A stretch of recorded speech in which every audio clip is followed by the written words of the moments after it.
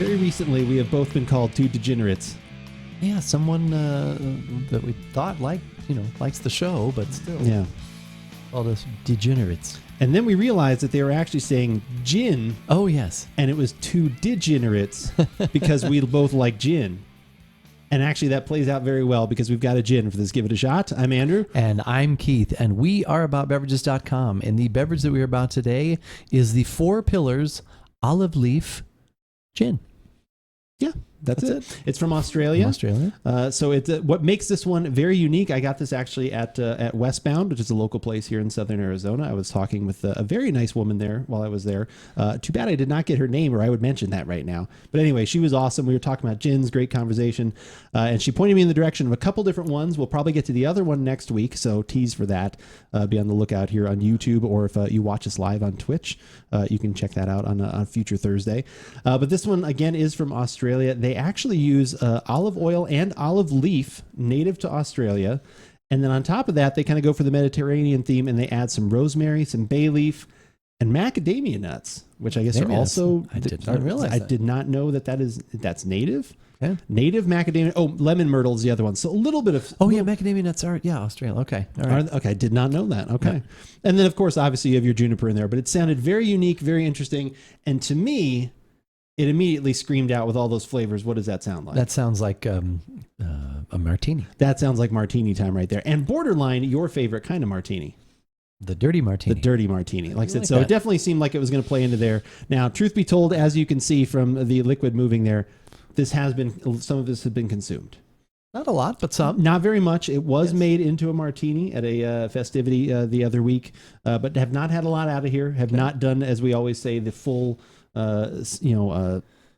sensory checklist of things. The evaluation. Full evaluation. There you go. Delving into the profiles and aromas and all that good stuff. So in a controlled environment, such as the tasting room. That's true. Yeah. Yes. And it's amazing how different that actually is. Like a lot of times we have had stuff. I always give you trouble when it's like, well, I've had one of these already. I'm like, damn it, bring something new you haven't had. But a lot of times when we drink them though, you're like, you know what, this is kind of different than it was the other day because of, several different factors. Yeah. So Sometimes food can be a factor. Sometimes what you had or ate or drank before that, it can also play into the whole situation. So, and depending on if the mood strikes us, we may make a martini with this. So stay tuned for at the end of the show, or you can scrub to the end if you only care about martini. Right. We can't scrub to the end right now, though. We cannot because we are currently doing it live. Live, okay. Yeah, this would turn into like the Spaceballs routine where it's like, this is now.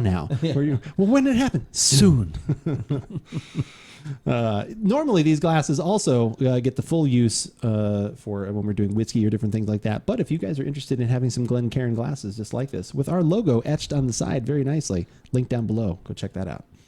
I'm sans etching. You are sans etching. I grabbed. Okay. I unfortunately only grabbed one of those. That's all right. So yeah. So as long as there's one represented at the table, we won't even bother talking about color. Nope. Should we just go straight to the aroma? Absolutely. I actually do get the little bit of nut in there. Oh, interesting. That was one of the things I picked up on. There's a little like a depth of something at the very back there, kind of thing. Yeah, I could definitely see that. I definitely get the herbaceousness of it. Like I said, the rosemary, the bay leaf. Like I said, that little bit of the olive leaf. Like all of those things definitely play together and make you think it's almost like it's like some sort of Italian seasoning or garlic bread kind of thing. It's those kinds of nice savory aromas along with a little bit of citrus that is in there, like I said, combined, like I said, when you get... But yeah, I probably would not have been able to initially pick out that there was macadamia, but now that you've said it, when I go back in, I'm like, you know what, you're right, there is a little bit of extra depth there. And I wouldn't have gotten it had we not looked at their ingredient list. I wouldn't have said, oh, that's macadamia. But it would have been interesting if your voice dropped an octave when you had to say it. That's macadamia. Yeah, exactly. But all of those...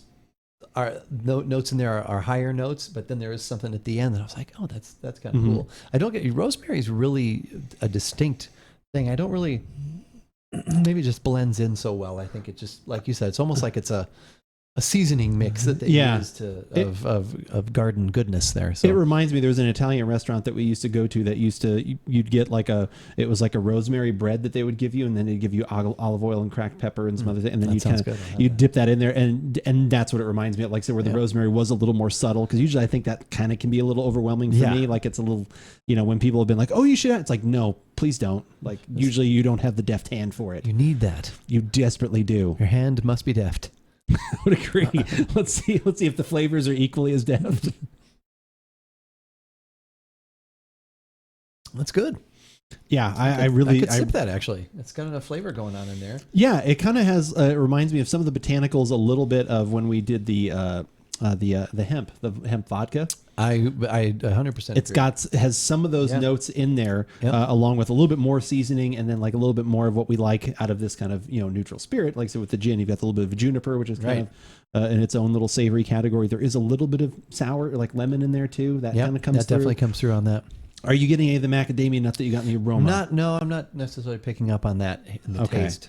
All those other things, though, especially the citrusy part, that comes through once again, but all in harmony. It's blended very well. Yeah. But yeah, no, like to me, this one definitely, I don't think this would make a very good gin and tonic. I could be totally wrong. It depends on what you want out of a gin and tonic, but gin and tonic to me is always more citrus, a little more fruit. It's kind of more, you've got that kind of more bright. Yeah, I guess the savory part. But maybe if you're making actually this might be good if you were making like what's a Bloody Mary if you make it with gin? Oh, what do they call that? A Bloody Mary with gin. Okay, that doesn't have a fancy name apparently. Yeah, well, if there is one, comment down below. We'd appreciate it.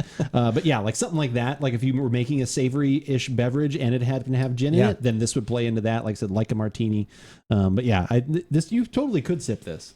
Yeah, I just probably would go the extra mile. And make your famous martinis. And actually make a famous martini with that, and maybe probably go for the blue cheese olive there. Wow. Okay. Now that is usually my move. You've completed the experience. I've completed the experience, and hopefully, what also completes the experience is our website, AboutBeverages.com. That is where you can find everything we have ever done: podcasts, recipes, videos, stories, all those things going back well over a decade. You can find all of that stuff there. If you only want the latest videos, YouTube is a great place where you can subscribe. Hit the button there. You will be notified when we have new stuff going live. Usually a couple things every week at least. You've got the full archive of this show. You've got some separate podcasts going on there. Check out all those things. If you only want audio form, we've got you covered there too. Where do we got that? We have that at Google Podcasts, Spotify, iTunes. At least those three, if not more places. If you have a favorite podcast app, just type About Beverages, hit search. You will probably find us there. We should be there. Can download and subscribe to our show there. That's right. And then this was 4 pillars, but we have 3 pillars. That's right, the 4 pillars. And those 3 pillars that About Beverages has are the 3 pillars of social media, which are Instagram, TikTok, and Twitter. I almost said the other one that we got rid of. I don't know why. Oh. It popped into my head.